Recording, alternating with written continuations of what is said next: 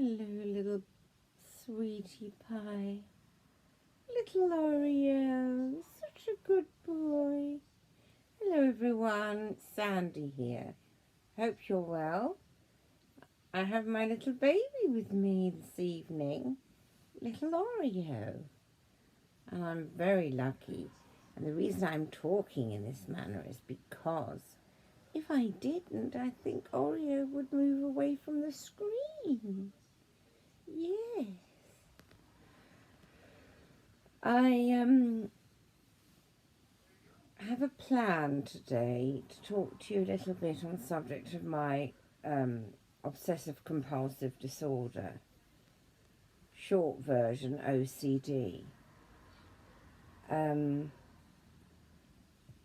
can't elaborate presently much more on the subject of the OCD because Oreo's sitting on the OCD book that I so wish to talk to you on the subject of. So I shall just be patient as I need to practice what I preach. I like the saying, good things come to those who wait. So in the meantime, you've got a beautiful view of a pussycat in my hand. On a thinking again basis, I shall discuss with you a little bit on the subject of the OCD book that I've got and the OCD group that I went to about 30 years ago. I did an outpatients course in Southgate, I think it was. And I was taught something which I think might help a lot of you out there if you suffer with OCD. The manner in which to, if you like, kick the habit of performing out one's compulsions is in fact to do what one fears the most. And they're called exposures. Please imagine, if you like, if you could kindly imagine having a phobia. For example, I used to have OCD stroke phobia with flying. And what I did was I flew a lot in aeroplanes. And I did a lot of studying on it in my psychology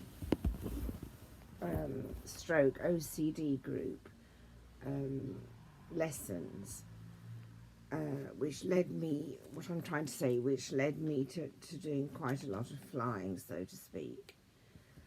And I really did start to calm down when I flew in the air in an aeroplane.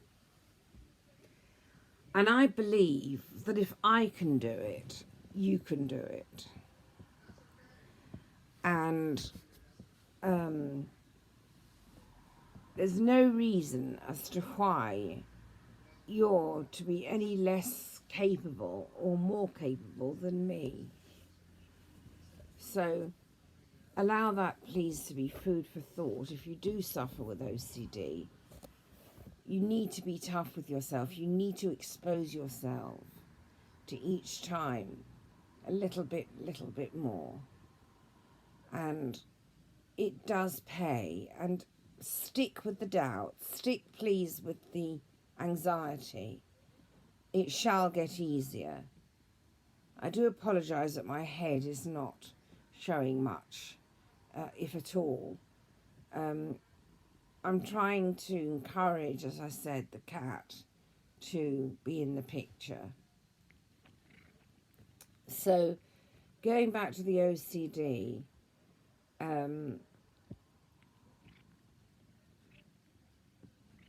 what one finds is if one doesn't carry out one's compulsion to check, for example, if the light switch has been switched off. So if one allows oneself to let go of the compulsion and not perform it out behaviourally. And if one tries to think in a spiritual manner, please imagine that once your head is completely out in the open, totally open and free. And equally so, at the same time, refrain from checking if the light switch is off or on. And I give you my absolute trust that your fear, your controlling your compulsion to check if the light switch is on or off, and thinking in, as I said earlier, like a spiritual manner, the anxiety will lessen. And each time you carry out one more exposure, please carry out the same procedure whereby you don't carry out your compulsion to check something, for example, or to not to fly because of a fear of flying, as I had. Then the process shall get easier and easier each time. It's a little as if one plays the piano. The more one practices and concentrates on what the teacher's got to say, and then practices again, and then again concentrates on what the teacher's got to say, then eventually, with practice and concentration, one's piano playing improves. Well, it's no different with the OCD. Talking of music, I would bring up piano because I used to play, but this is my dress. I absolutely love it. It's completely new. It's the first time I've worn it, and it's, as you can see, it's got music, or some of you can see that it's got music notes on it.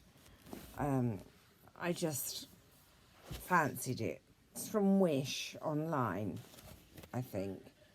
So I did mention the OCD book, and here we are, Standing Up to OCD, workbook for kids.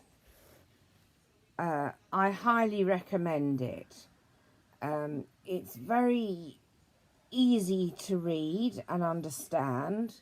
It's because it's very basic, and it touches on what I said, the exposure theory, and it does so in a fun manner so that it can be easy for kids to understand, and it makes it, the book, I'll read you part of it to give you an example. Here we are, Ashley's story. Ashley is 10 years old and has OCD. It's time to do her homework. Her OCD tells her that she needs to write her name a certain way. If she doesn't, her OCD makes her feel she needs to erase and rewrite her name again and again until it feels right. Sometimes it takes her 15 minutes just to get started. How frustrating. This time, she decides to do something different. Ashley wants to see what will happen if she doesn't rewrite. In fact, she challenges herself to write her name wrong. On purpose. She takes a blank sheet of paper and tries writing her name many different ways. First, she writes her name crooked.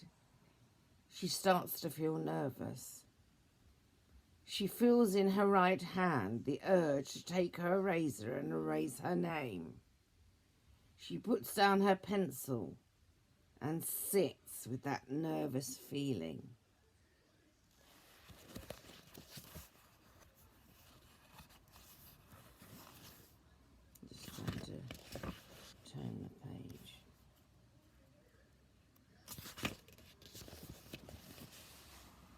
At first, it's really hard. Ashley wants so badly to take her pencil and make it just right. She continues to look at her name and focus on just how crooked it is. After a little time goes by, she notices her worry has gone down. Feeling brave, she thinks, I wonder what will happen now if I spell my name even more wrong. As she takes her pencil and writes her name like this: small a, large S, small h, large L, small e, large Y. At first, she feels very, very uncomfortable, but soon the urge to rewrite her name starts to get a little weaker, and her anxiety begins to go away a little bit. Feeling like Ashley. Have there ever been times when you felt like Ashley? Even though her OCD makes her feel like she needs to write and rewrite her name just right, she does exactly the opposite on purpose. What's really interesting is that even though it's very hard at first for her to resist, which means to try and stop, the urge to erase and rewrite her name eventually gets weaker. With the test it out tool, you don't give in to OCD. You stand up to it. I just so wish to say to you that you are as less capable or as more capable as the next door person. What I mean when I make that comment is that there's no reason as to why you cannot carry out an exposure on each one of your obsessions. Please give it a try. If you don't try spaghetti bolognese, you're not going to know what spaghetti bolognese tastes like. If you don't look in the mirror, you shan't see yourself in the mirror. Well, the same applies to doing these exposures. Each exposure one at a time. Please try it. Variety is the spice of life, if you like. And I absolutely can bank that certainly worked for me. I need to continue with the compulsion exercises so that I shan't have such severe OCD. I hope this helps you,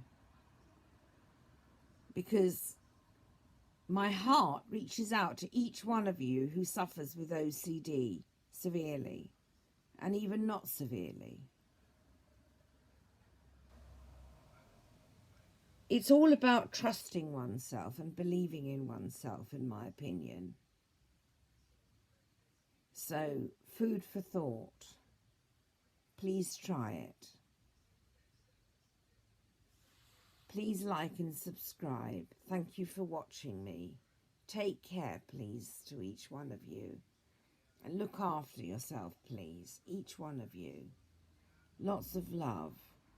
Bye-bye.